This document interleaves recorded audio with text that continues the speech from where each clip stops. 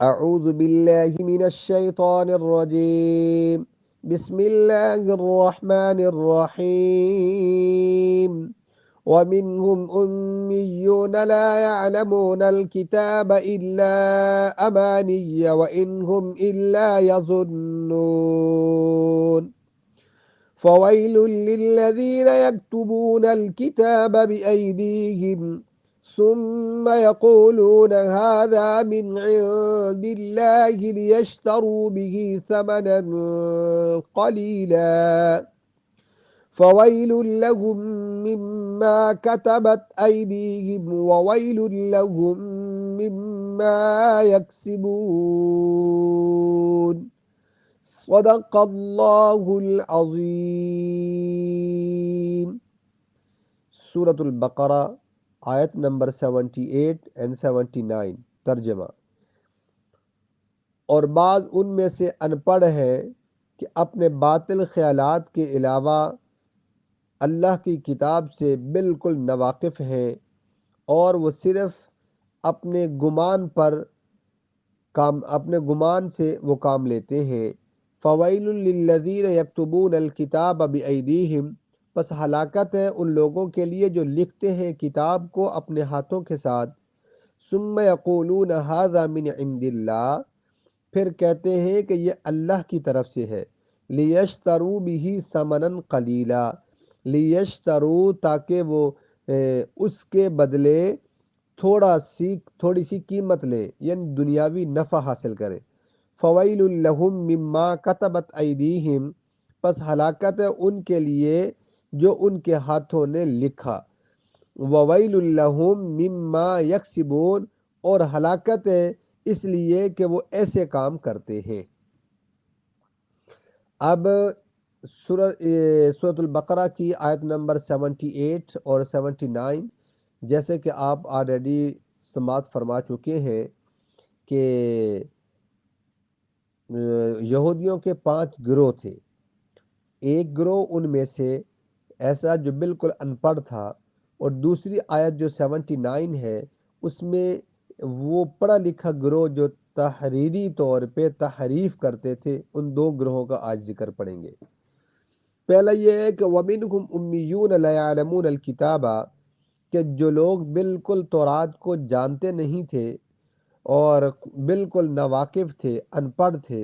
Immune کہتے ہیں ان پڑھ کو، لا یعلمون الکتاب، جو کتاب کو جانتے نہیں تھے۔ کتاب سے مراد یہاں تورات ہے۔ الا امانیہ، مگر یہ ان کی آرزویں تھیں کہ کیا ہوگا کہ ہم بچ جائیں گے، اپنے گمان کے طور پہ وہ ایسا کیا کرتے تھے۔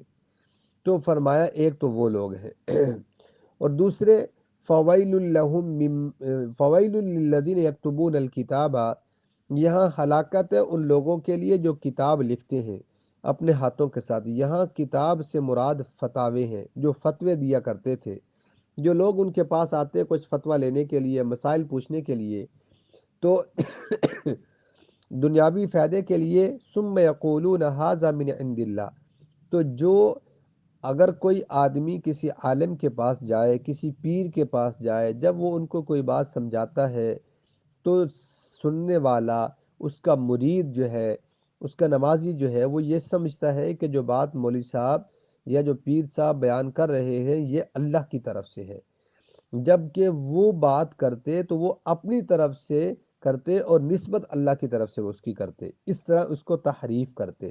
اس لیے یکتبون الکتاب بایدیہم، کہ وہ اپنے ہاتھوں کے ساتھ لکھتے تھے۔ کیا لکھتے تھے؟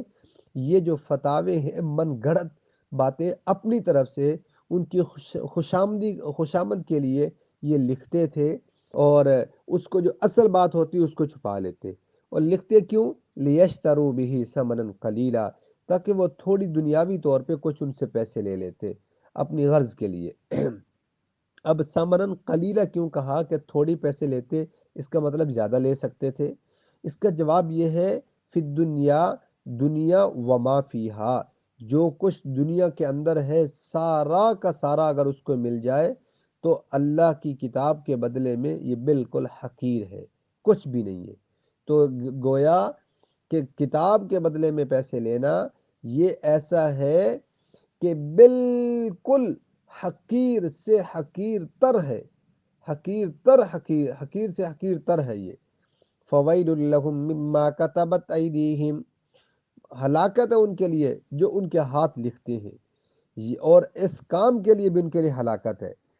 تھوڑی اس کی مزید وضاحت کرنا چاہتا ہوں۔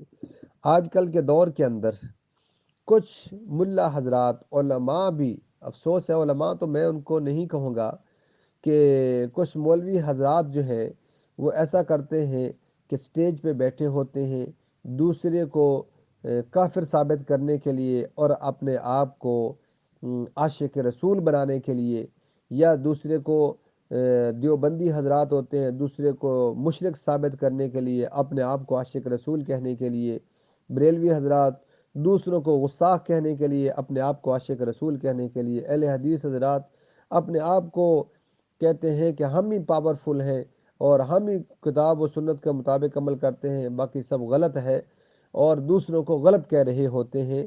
یہ میرے اللہ کے رسول صلی اللہ علیہ وسلم نے ہمیں یہ تعلیم نہیں دی ہے، اللہ کی کلام میں یہ تعلیم نہیں ہے۔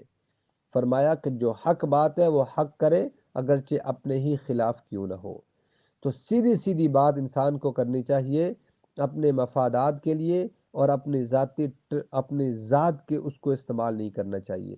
حضرت علی رضی اللہ تعالی عنہ نے جب شراب حرام ہوئی تو کشتی کے اندر جب دیکھا تو اتنے مشکیزے پڑے ہوئے تھے، تو سارے مشکیزے توڑ ڈالے، جب آخری مشکیزہ توڑنے لگے تو اس کو چھوڑ دیا۔ تو لوگوں نے پوچھا کہ آپ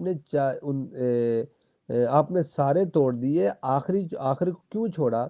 فرمانے لگے کہ آخر میں میرے دل کے اندر یہ بات آ گئی کہ لوگ مجھے کہیں گے بڑا نیک آدمی ہے، اور دیکھو شراب کے سارے مشکیزے اس نے توڑ دیے، لہٰذا آخری جب مشکیزہ میں نے اس لیے چھوڑا کہ میری غرض اس میں شامل ہو گئی، جو پہلے میں نے توڑے تھے وہ میں نے اللہ کی رضا کے لیے توڑے تھے۔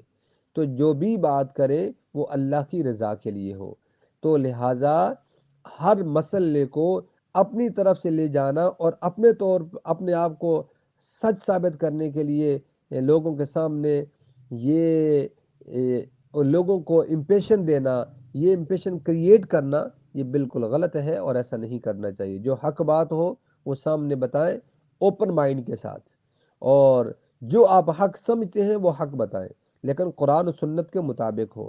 ایسا نہیں ہونا چاہیے کہ آپ یہ امپریشن دیں کہ بالکل یہی حق ہے، ہم ہی حق ہیں، دوسرے غلط ہیں، تو ایسا قرآن و حدیث میں اسے منع کیا گیا ہے۔ اللہ ہم سب کو قرآن اور حدیث کے مطابق زندگی گزارنے کی توفیق عطا فرمائے، اور قرآنی تعلیمات پر اللہ ہم سب کو عمل پیرا ہونے کی توفیق عطا فرمائے۔ وآخر دعوانا ان الحمد للہ رب العالمین۔